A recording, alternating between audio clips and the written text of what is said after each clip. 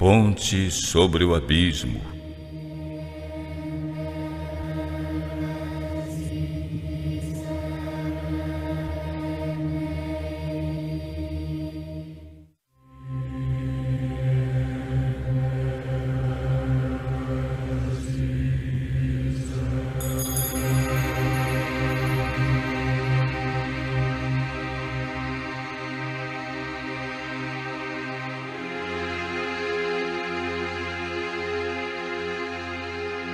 O Criador concedeu ao ser humano, originalmente, faculdades nobres e um espírito bem equilibrado. Era um ser perfeito e estava em harmonia com Deus. Seus pensamentos eram puros e santos os seus desejos. Mas por causa da desobediência, sua mente se tornou pervertida e o egoísmo tomou o lugar do amor. Sua natureza se tornou tão enfraquecida que por sua própria força não poderia resistir ao poder do mal. Tornou-se então cativo de Satanás, e assim teria ficado para sempre se não fosse a intervenção especial de Deus.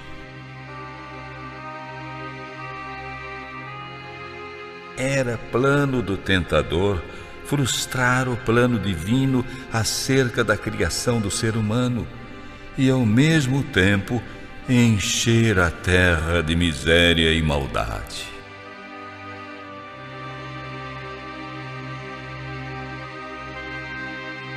Todo esse mal o maligno apontava como consequência da criação do homem por Deus.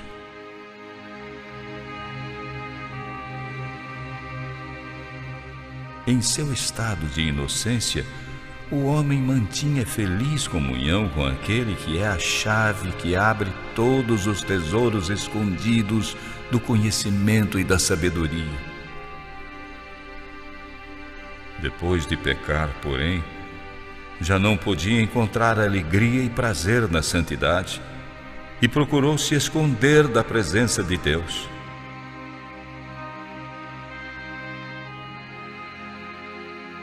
Esse é ainda hoje o estado do coração não convertido. Não está em harmonia com Deus e não encontra prazer em ficar perto dele.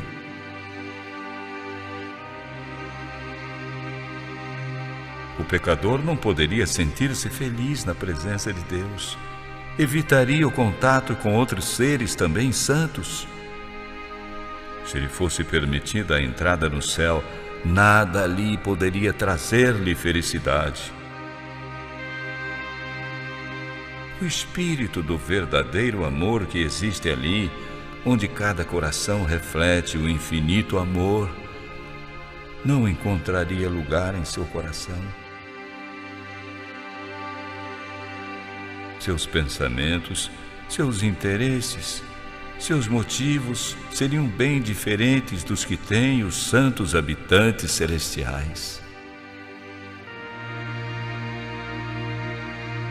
O pecador seria uma nota dissonante na melodia celeste.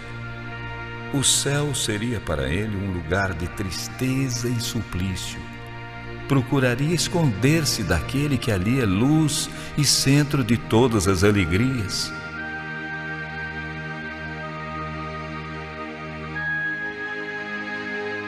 Não é uma atitude arbitrária de Deus impedir que os ímpios entrem no céu.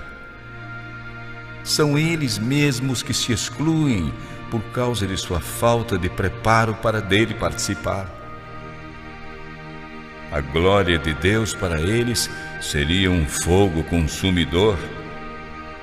Prefeririam ser destruídos para não ter de enfrentar o encontro face a face com aquele que morreu para salvá-los.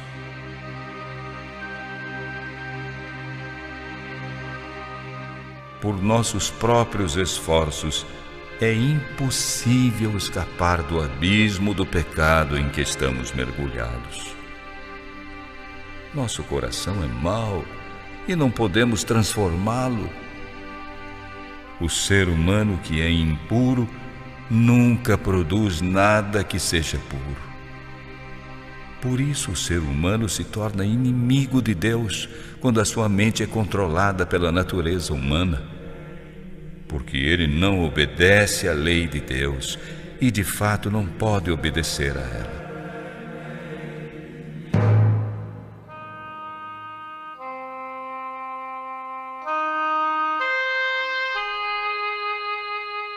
A educação, a cultura, a vontade, o esforço humano, todos têm sua devida esfera de ação, mas nesse caso não têm valor.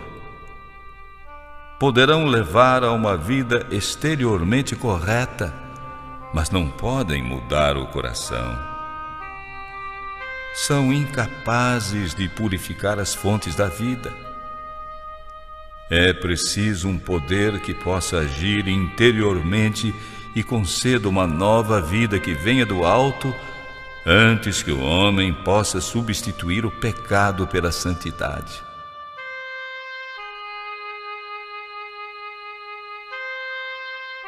E esse poder é Cristo. Somente sua graça é que pode reativar as adormecidas faculdades da mente e atraí-la a Deus, à santidade. Disse o Salvador: aquele que não nascer de novo, isto é, que não receber um novo coração, novos desejos, novos propósitos e motivos que conduzem a uma nova vida, não pode ver o reino de Deus.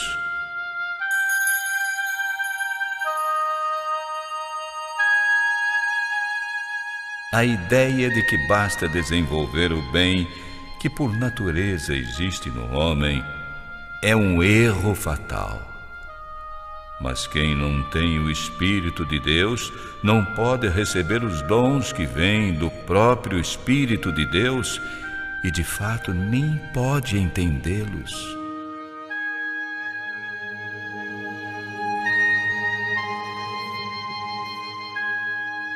Essas verdades são loucura para ele, porque o seu sentido só pode ser entendido de modo espiritual.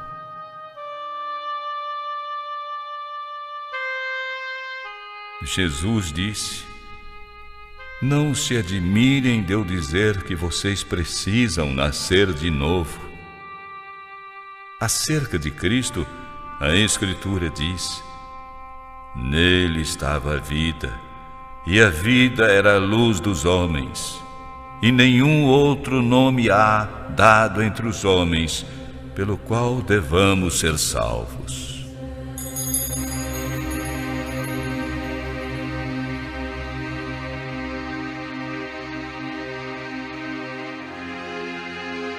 Não basta percebermos a bondade de Deus, ver a ternura paternal de seu caráter. Não é suficiente reconhecermos a sabedoria e a justiça de sua lei e que ela se baseia sobre o eterno princípio do amor.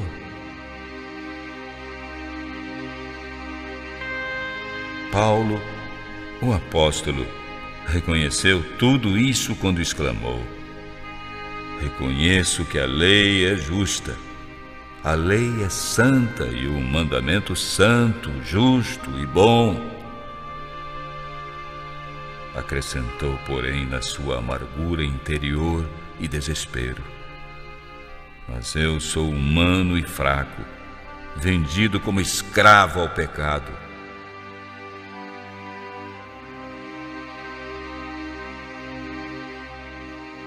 Paulo desejava ser puro, justo, o que não tinha condições de alcançar por si mesmo, e exclamou: como sou infeliz! Quem me livrará deste corpo que está me levando para a morte?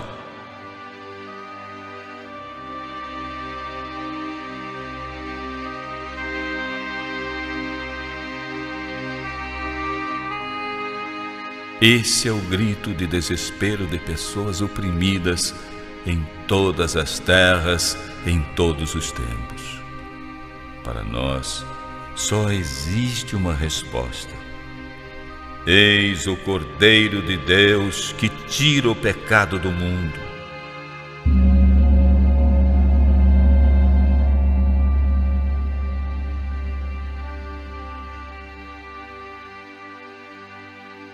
São muitas as imagens pelas quais o Espírito de Deus tem procurado ilustrar essa verdade e torná-la mais clara para as pessoas que têm um grande desejo de serem libertas do peso da culpa.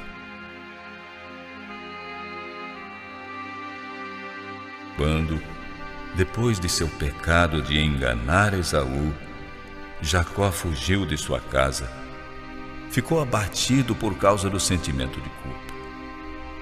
Solitário e desterrado como se encontrava, separado de tudo que havia tornado sua vida feliz, o pensamento que acima de todos os outros lhe doía no coração era o medo de que seu pecado o afastara de Deus e de que o céu o tivesse rejeitado.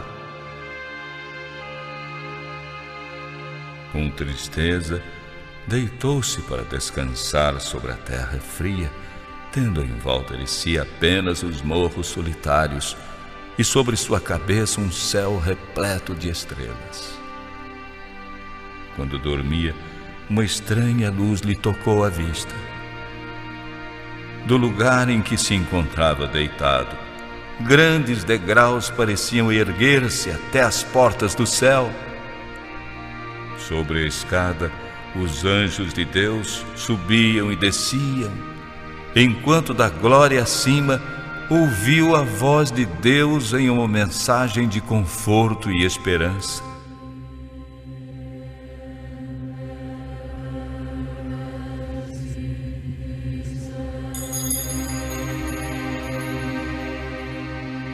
Assim foi revelado a Jacó o que lhe podia satisfazer a necessidade e os desejos de seu coração: um Salvador. Com alegria e gratidão, tomou conhecimento de um meio pelo qual ele, pecador, teria condições de voltar à comunhão com Deus. A escada mística de seu sonho representava Jesus, o único meio de comunicação entre Deus e o homem.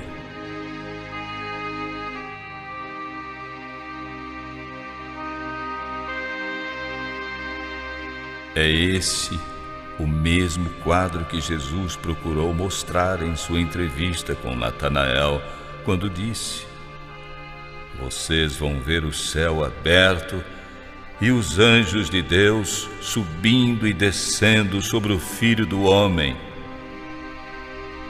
Ao pecar, o homem afastou-se de Deus, a terra foi separada do céu. Através do enorme abismo existente entre eles, não podia haver qualquer comunicação. Mas por Cristo, a terra foi de novo ligada ao céu. Com seus próprios méritos, Cristo estabeleceu uma ponte através do abismo que o pecado havia cavado, de modo que os anjos podem manter comunicação com o ser humano.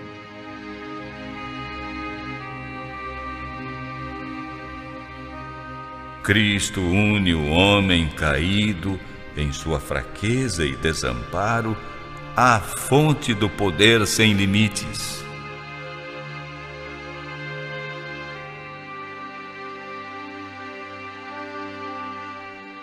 Os homens sonham em vão com o progresso.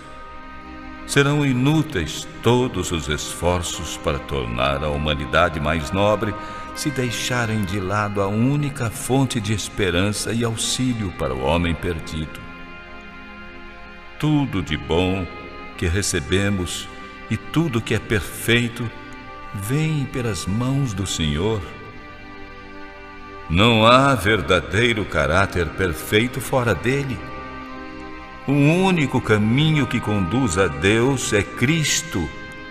Ele diz: eu sou o caminho, a verdade e a vida. Ninguém vem ao Pai senão por mim.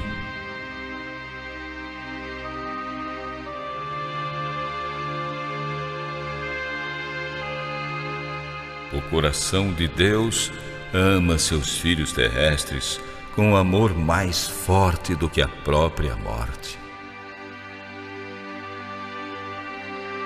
Entregando seu Filho, Ele derramou sobre nós todo o céu nesse único dom. A vida, morte e intercessão do Salvador, o ministério dos anjos, o trabalho do Espírito, o Pai operando acima de tudo e por tudo, o interesse constante dos seres celestiais, tudo se empenha em favor da salvação do homem.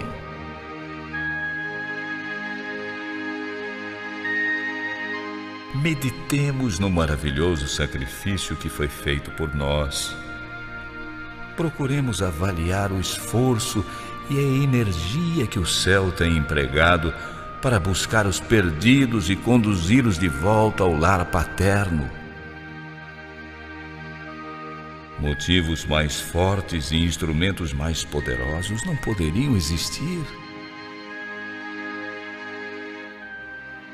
As maravilhosas recompensas de fazer o bem, a alegria do céu, a sociedade dos anjos, a comunhão e o amor de Deus e de seu Filho, o enobrecimento e a ampliação de todas as nossas faculdades, através de toda a eternidade, não seriam os mais poderosos incentivos e encorajamento para nos levar a consagrar ao nosso Criador e Redentor os mais dedicados e amoráveis serviços do coração?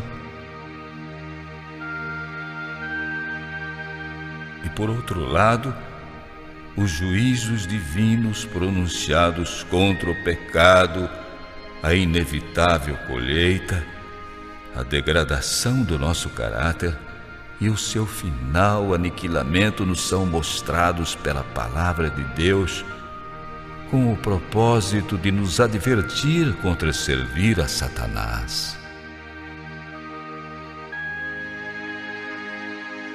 Não deveríamos levar em consideração a misericórdia divina. Que mais Deus poderia fazer?